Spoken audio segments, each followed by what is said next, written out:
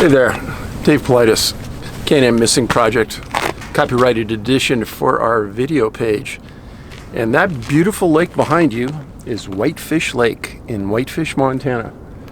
It's a pristine lake, and there's a lot of very, very wealthy Canadians that have property on this lake. Specifically, Alberta oil people have come down and bought a lot of land and built a lot of homes around it. And because of the restrictions coming across the border, it's easy to come into the US, it's hard to get back to Canada. Haven't had a lot of visitors for the last year. So they're a little upset, and rightly so, can't come down and visit their homes. But the reason I'm here is I'm going to talk to you about some cases today, give you some of the information about the most recent mailbag, and keep your eye on the lake, and you're going to see some beautiful things out there. Lots of birds, some fish. And that noise in the background, that's the train that comes through Whitefish all the time. So if you live here, you're used to it. There you go.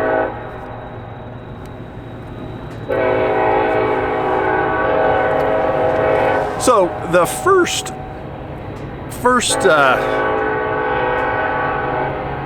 mailbag I'm going to give you is a letter from Italy. It says, Dear David, I write from Sicily, the most beautiful Italian island. I really appreciate your work. I often speak about you to my brother, and I wish you all the best in the world because you're a pure soul, a great soul, and you deserve all the best. My brother and I used to have a walk in the woods among the ancient ruins of Netum, N-E-T-U-M, a few kilometers away from where we live, on a hill surrounded by two rivers. It has the shape of a heart, and it's covered in trees.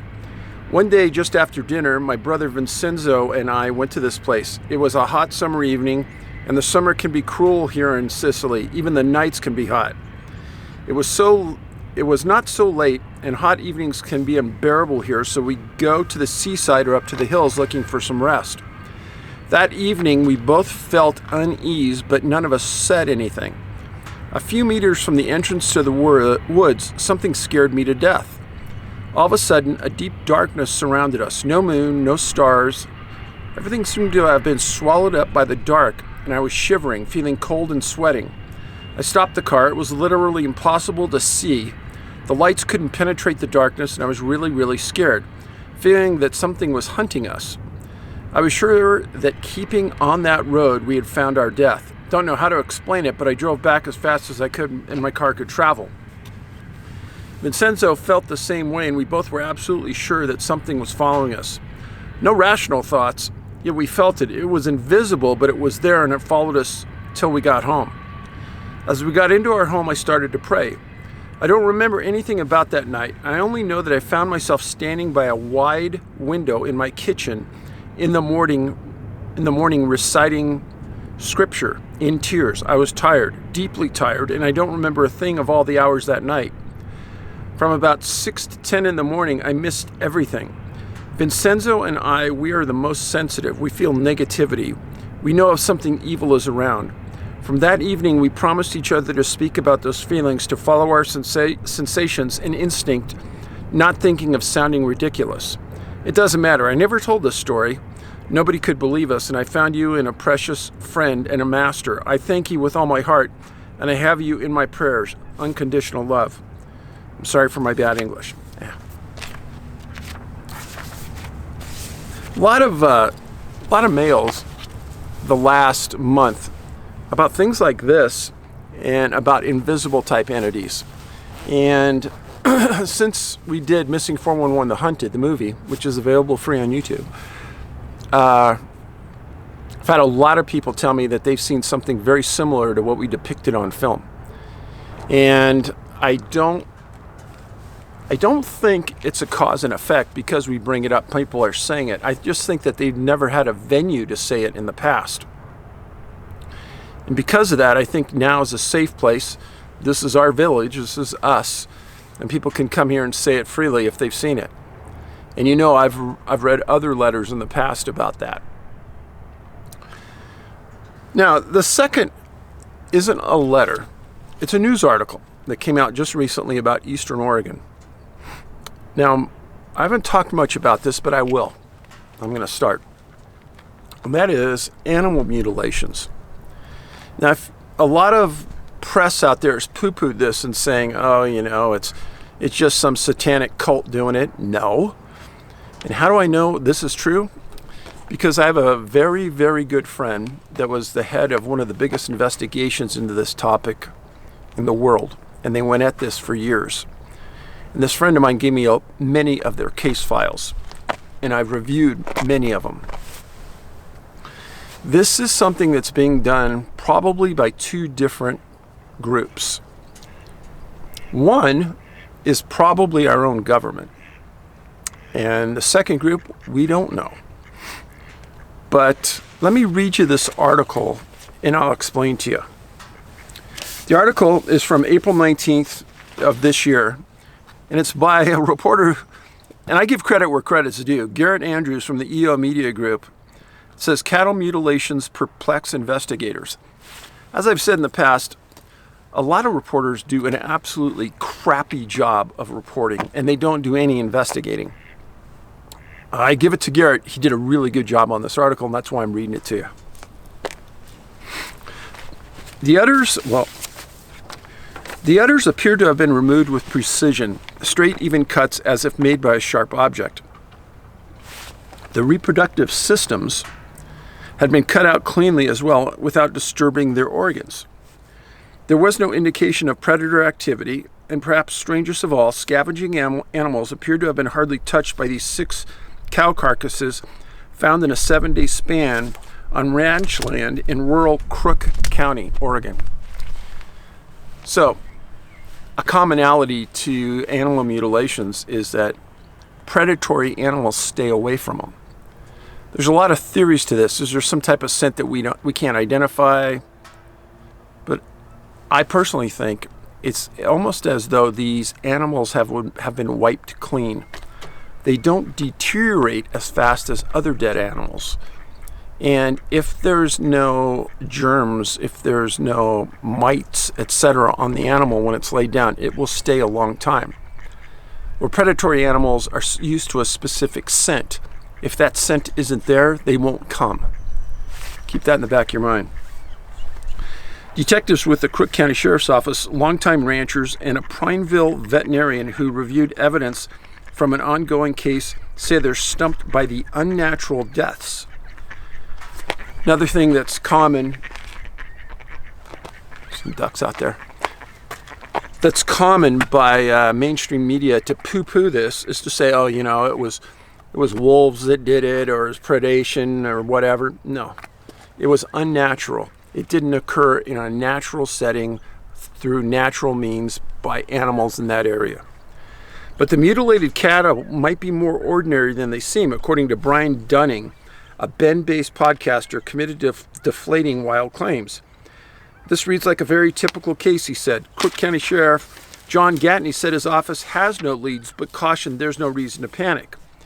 We've had cases like this over the years, Gatney said. They seem to come in groups and then go away, which is true. There's almost like a clustering effect. Sounds familiar? Of these type of attacks, I'll call them. We're not speculating on how these are happening as we try to keep an open mind and look at all possibilities. Mutilated cattle have been reported in the American West since at least the 1960s. There have been multiple recent cases of bull mutilations in Harney, Wheeler, and Umatilla counties in eastern Oregon. But now beef cattle have turned up dead in the remote ranch lands outside of Prineville, bearing signs common to the cattle mutilation phenomena. The current string of cases began February 27th when Crook County Sheriff Deputy Scott Durr was dispatched to suspicious circumstances at the 96 Ranch on southeast Van Lake Road. Owner Ricky Shannon said one of his herd had been discovered dead 2 days earlier with an odd cut down its spine. So, I've been to a lot of these type of cases, and I've seen them, and it's very odd. And they're done with precision. They're done with tools that we as people do not understand. A lot of people would say, oh, it looks like it's a laser cut. It does look like that. But a laser uses extreme heat, and when it makes its cut, if you look at the hair that's on one side of that cut, it'll be burnt, singed. In these cases, it's not, so it's not a laser. Keep that in mind. Shannon, who lives on the ranch with his 2 sons, reported no predators or birds had touched the cow. There were no tracks and no blood surrounding it. Key points: no tracks, no blood in the animal, and there's no blood on the ground. The cow's left cheek, tongue, and 3 of its teats had been cut away cleanly, but the eyes, usually the first body part to be scavenged after death, were untouched. There were no bullet holes, and a scan of the cow by a metal detector turned up none. The cow was about 200 yards from the road near the edge of a field of some juniper trees.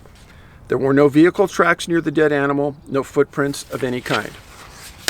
Key point number 2, no tracks. How did it get there? Nobody walked up, carried it, and put it there. No truck drove up and dropped it there. The mystery deepened a few days later. On March 4th, Casey Thomas, manager of the GI Ranch on Lister Road in Paulina, reported that one of his herd of around 5,000 appeared to suffer a strange death. Crook County Detective Javier Sanchez arrived to find a deceased Black Angus cow lying on its side. Hair had been removed near the stomach.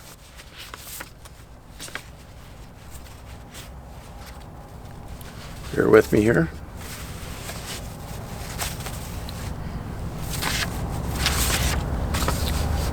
All 4 teats were cut off and its left cheek, tongue, and sex organs removed.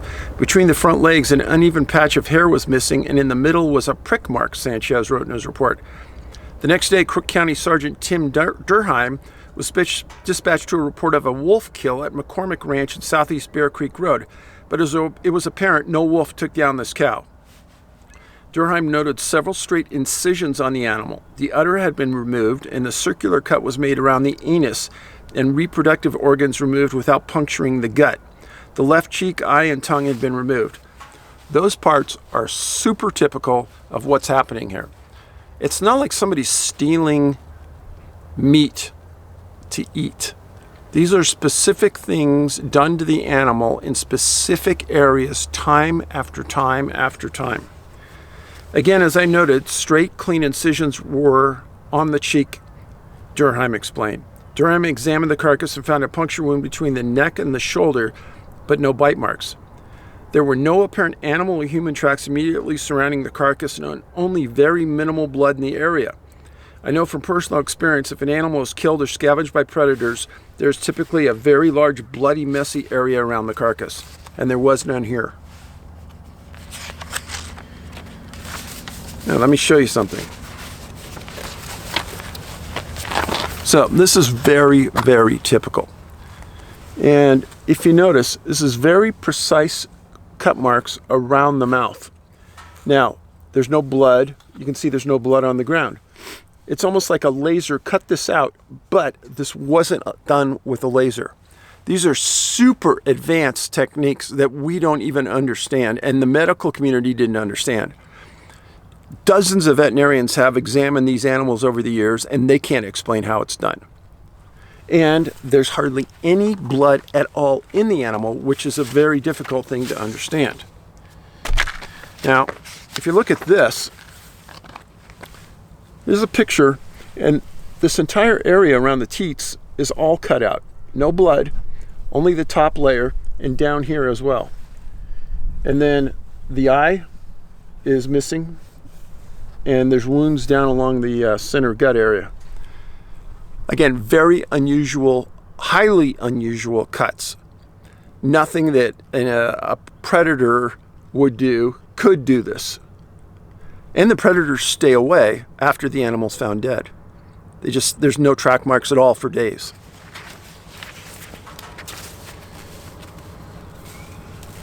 On March 6th, Casey Thomas called police back to report another dead cow bearing the same type of injuries. This one was more badly decomposed than the first, but its left cheek was also removed, and a 2-inch patch had been cut into the hair on its left neck. Detectives took photos of the dead cows to Prineville veterinarian Taylor Carlin for his perspective. She agreed the deaths appeared unnatural, and her opinion was included in a search warrant request filed in the case to scan for cell phone activity near where the cows were found. Smart. That's exactly what I would have done. Check the towers in that area and see the cell phones that were in that area during the time the animal was found dead or could have been killed. Charges in any of the cases could include trespassing, aggravated animal abuse, etc. Each animal was worth $1,250 to $1,400. As a vet with an interest in large animals, Carlin has performed many post-mortem examinations on deceased livestock. When and if another mutilated cow turns up in Crook County, Carlin has agreed to perform an appropriate necropsy so she can personally examine a fresh specimen. I wish I had an answer, she said. We're kind of at a loss. One possible explanation in these were, in fact, natural deaths. Podcast host Dunning's long-running show devoted an episode to debunking cattle mutilation. Dunning had read a 28-page search warrant request called the recent Crook County case typical of numerous accounts often attributed to aliens or satanic rituals. This is almost certainly the same kind of bird predation we've seen in so many similar cases, he wrote. In my opinion, there is nothing here to suggest anything but normal and expected bird predation had occurred, and no justification for a search warrant to seek out humans responsible for the wounds. That is freaking hilarious. So you've got people who have lived on the property a lifetime. Cattlemen. They know exactly what eats their dead animals. If no animals are touching their livestock, there's no birds, there's no crows, then a bird didn't do this. And if the veterinarian who sees the wounds and who does see wounds on animals all the time and has done necropsies before doesn't know what did it, then I don't know how this guy gets off saying it. Dunning said he's learned there's actually a short window of time before the animal dies when its body is scavenged. Yeah.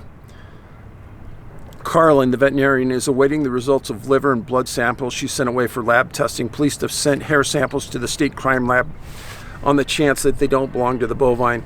Last year, the FBI in Oregon started receiving questions about cattle mutilation in central and eastern Oregon, according to Beth Ann Steele, spokesman of the FBI Portland office. But despite sporadic media inquiries, the office does not have a current role in the cattle mutilations. So as someone who's followed thousands of these, let me tell you, here's the commonalities. No tracks. Many times they can't figure out the cause of death. Many times the animal appears dropped, and the reason they know that is that there's injuries on the downward side of the animal consistent with droppage on the ground, broken bones and things. No blood in the animal, no bullet wounds. All types of livestock and domestic animals have been victimized in this way, including cats most recently in some areas in some cities. Now, here's my personal feeling, and I'm going to say this, is that I think that these animals are placed to be seen. And what do I mean by that? If whoever or whatever is doing this has the ability to take the animal and remove it without ever being seen by ranchers, ranch hands, and neighbors, then it sure as heck can put that animal anywhere it wants to in the world, probably, in a lake, in the middle of the mountains, off the property, but it goes right back onto the property where it was taken, in an area with no tracks. Why? Come on, folks, be smart.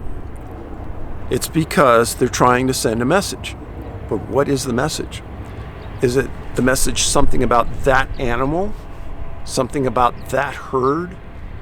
Is there something in the bloodstream or in the background of those animals that's not healthy?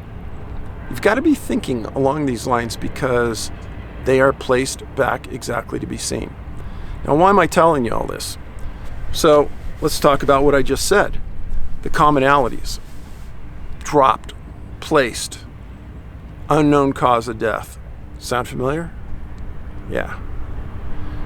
Now, I have only handled maybe one or two cases where there might be a remote possibility that a human had been mutilated. I don't think so. I think they were animal mutilations post-death, but I keep an open mind. But in 99.99999% of the cases on missing people, there's no mutilation of a person. That is the difference. But there's so many things about animal mutilations that are consistent with human disappearances. These animals disappear right under the eyes sometimes of the owners. They never hear, they never see anything. Just like kids. Parents said they're here 1 second, they're gone the next. Interesting. So, first case I want to talk to you about is the disappearance for a very short period of time of Hailey and Lindsay Gardner from an area of southwest Fort Worth, Texas. Lindsay was 27 years old and Hailey was 13 months old. Happened January 13th, 2015 in the morning hours. So Lindsay was brought up in religion and was steeped really deep in it her whole life. She taught preschool at the Travis Baptist Church. Her life was religion. The way this incident happened was she was driving with her daughter who was in a child restraining seat. And for some reason, the car went off the road. And as the car went off the road, it hit a tree, and that tree caused an accident. It caused the airbags to deploy, and it caused something to happen in that car that we don't understand. So after the car hit this tree, after going through this long field, we don't know what happened after that. But a person driving along that road came across this vehicle into this tree and didn't see anything and calls the sheriff. And the Fort Worth police respond.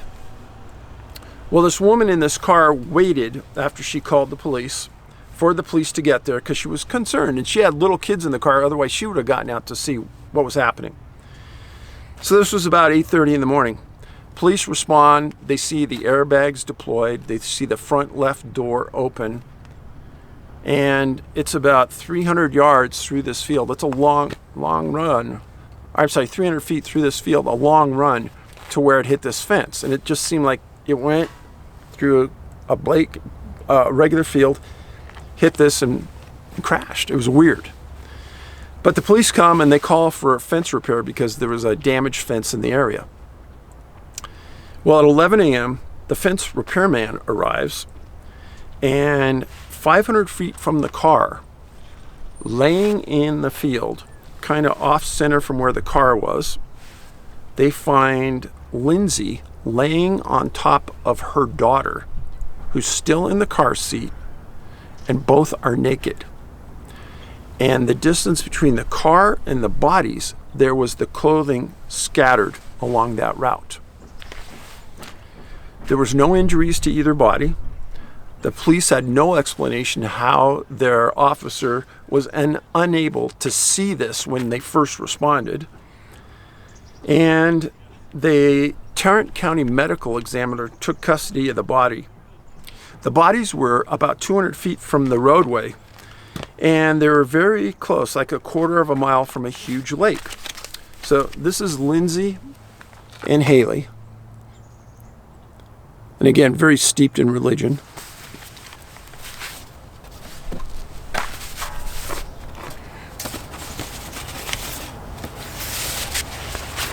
So, pay attention to this.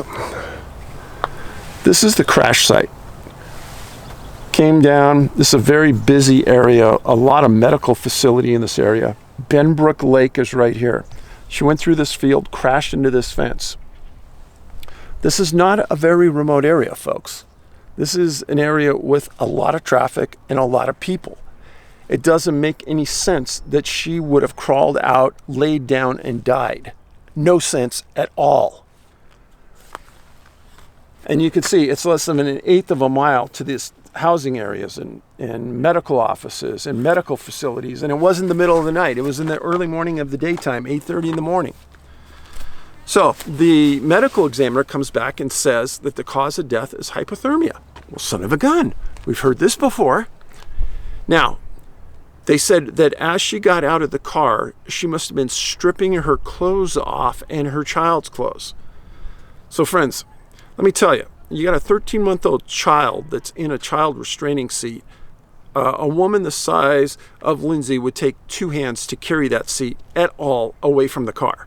The idea that she's stripping clothes at the same time is literally ridiculous. It was a cold morning there, there's no doubt. But the stupidity to say that she just laid down and died there, it really bothered the heck out of me to hear this. I don't believe it. I don't believe it one instance. I don't believe that if they were there when the policeman first arrived, that the policeman wouldn't have seen this. Of course the policeman would have seen it. It's ridiculous. So what happened? They never tested the body for GHB, which is something I have historically and adamantly wished that coroners would place on their list. But they didn't. They did say that there were no drugs in the body, and that was the typical screening. But the reality was, this is one of the most confusing cases ever. It's bothered this area a lot. It's bothered me a ton because there was safety 200 feet away on that road with all the cars going by. Why didn't if she came out of that car with the baby, why not walk up to the road? Friends, hypothermia does not instill itself in you quickly. It takes a while. So she's in a warm car, obviously. Let's say it crashes. Okay? You get out of the car. It's going to take you a long time to develop hypothermia. But friends, she knew it was cold out. She left her residence knowing it was cold and dressed appropriately. So, putting on a coat, carrying her child, she could have easily made it 200 feet to the road. And the medical facilities, which were right close by. This is the whole thing. People try to make sense of this and say, oh, she got out of the car, she had hypothermia, she laid over her child to keep her warm and died. No, I don't believe that one iota. I don't know what happened, but that scenario didn't make sense. And they also never said that there were tracks in the dirt or her feet were dirty from walking through the field. Another important point that was left out. So, the Gardner case, if there's a lot of you that track the religious background of the victims. Well, this is one that had a real strong religious background, strong as you can get. So, the next case, also in Texas. This one's more recent. The Gardner case was January 13th, 2015. So, December 14th, 2020, Jason Landry, 21 years old. He was in a car accident in a city called Luling, Luling, Texas. He was traveling home to Missouri City, which was a suburb of Houston. And from his phone, from doing a search warrant on his phone, they were able to put together the timeline of what happened here. So Jason was a student at the University of Texas. He was on his way back home. He left his house at 10:55 p.m. and he left a San Marcos apartment there. At 11:05, he drives onto Highway 80, which is the main route going towards Houston. Goes under Highway 35 and it continues on to a place called Caldwell County. At 11:11, he's in a city called Martindale on Highway 80. And then at 11:13, he's in a city called Fentress. And he's using Waze, a phone app, to find his way home. At 11:24, he enters Luling on 180, and he stopped using Waze for some reason.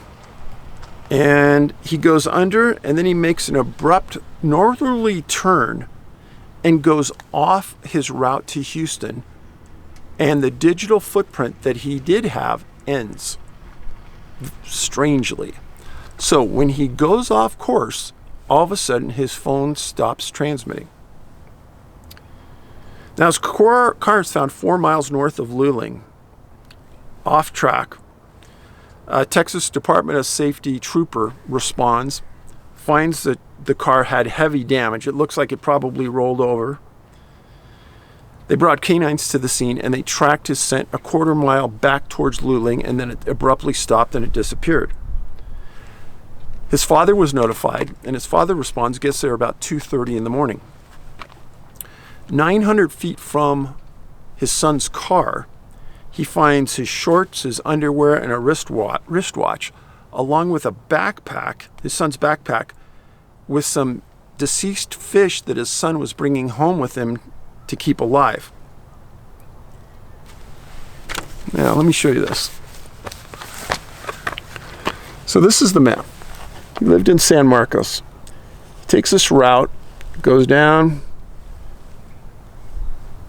He's staying his route just like he would be going to Missouri City and Houston out this way, which makes total sense.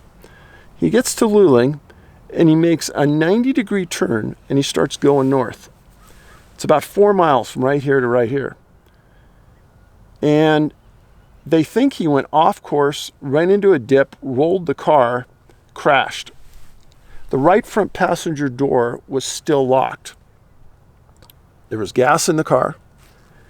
They tracked him back a quarter mile towards Luling, and then it eventually stopped. The scent was lost.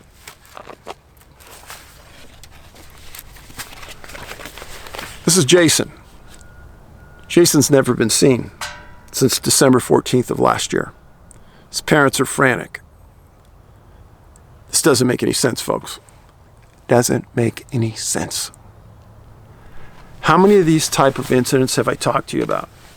So with this one, there's a big pond right nearby where this happened.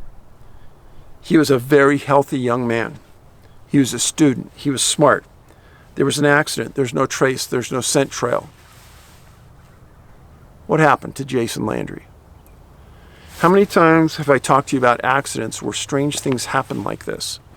Just like Lindsay and Hailey's case. But I've talked to you about cases all over the world, in New Zealand even, in my past video. This isn't that unusual. So in the backpack, they did say that they found some marijuana. Big deal. I thought, why even mention that? Who cares?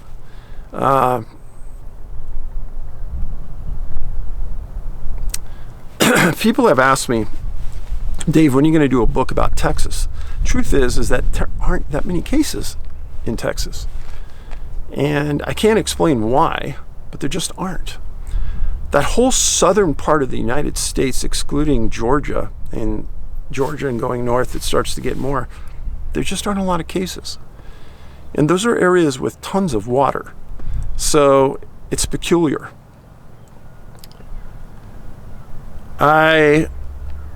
It's pretty obvious that Jason lost all of his clothes.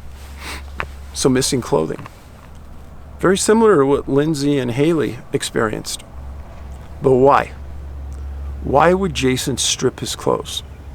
Why would Hailey and Lindsay strip their clothes? Again, I'm going to reaffirm this. You do not immediately get hypothermia when you go in the cold. It takes a while to develop. I do not think any of these cases truly involve the standard definitions of hypothermia. If Jason ever experienced it, I don't know. But if Lindsay and Hailey were drugged in some way, as I've proven in other cases in Sobering Coincidence, the guys were drugged, and you can't move, and you lay there, you are going to die of hypothermia because it's so cold. Because you can't respond.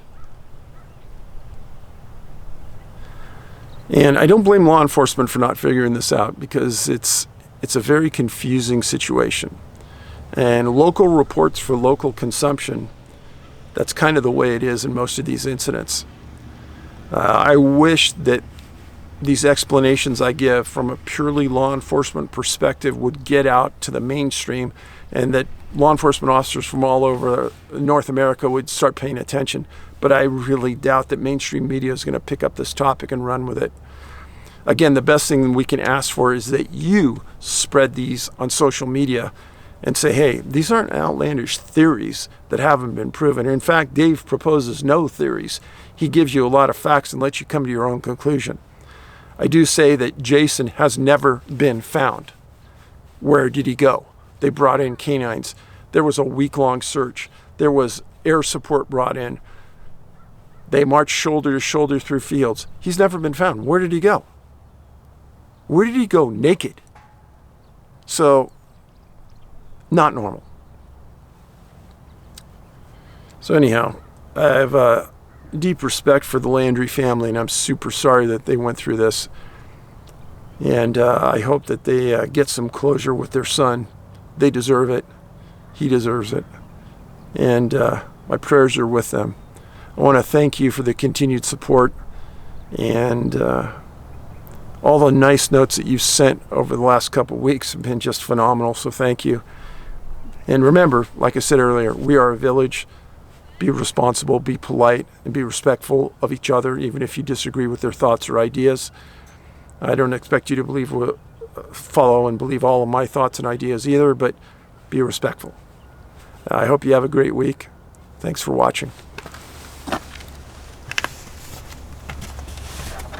I'll give you a little spin around to let you see what the surrounding area looks like here.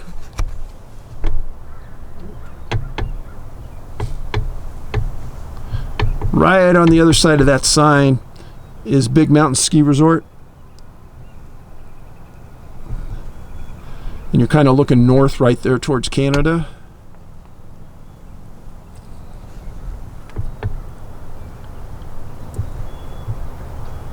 Like I said, there's a couple great areas of really nice homes around here.